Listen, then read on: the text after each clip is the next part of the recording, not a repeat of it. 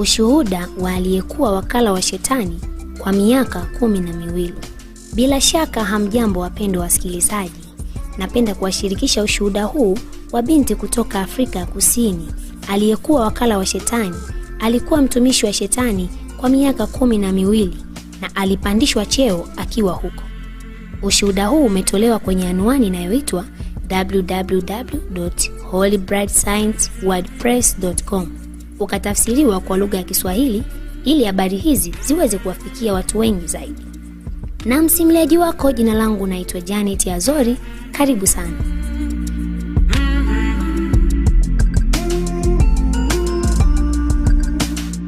Na wasalimu katika jina la Yesu Kristo. Jina langu naitwa Nokoliso Ngeleka kutoka Nzimakwe. Nimezaliwa mwaka 1988. Nimefanya kazi mahali pale kwa miaka 12. Nilifanya kazi mahali pale tangia nikiwa binti mdogo. Kadiri muda unavyoenda, nikazidi kupanda daraja. Kuna madaraja tofauti. Kuna waabudu shetani makanisani bila kujua kama wanamwakilisha shetani. Na wapo waabudu shetani ambao wanaweza kujitenganisha na miili yao ya kawaida na kuwa kwenye ulimwengu wa roho kama wachawi wanavyofanya.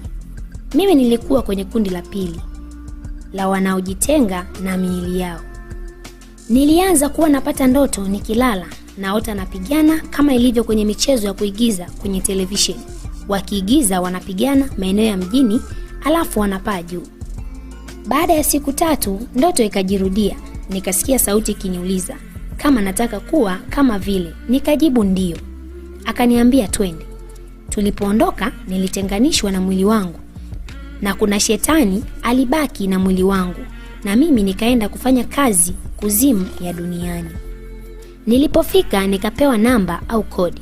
Nikapewa na damu ya watu kwa sababu natakiwa kuishi kwa kunywa damu za watu kama chakula ili niweze kupoteza utu au binadamu, nianze kuwa na tabia za mnyama. Kila daraja kuna namba inayowakilisha. Namba 3 inawakilisha waabudu shetani, namba 6 inawakilisha satanisti. Satanisti ni mtu ambaye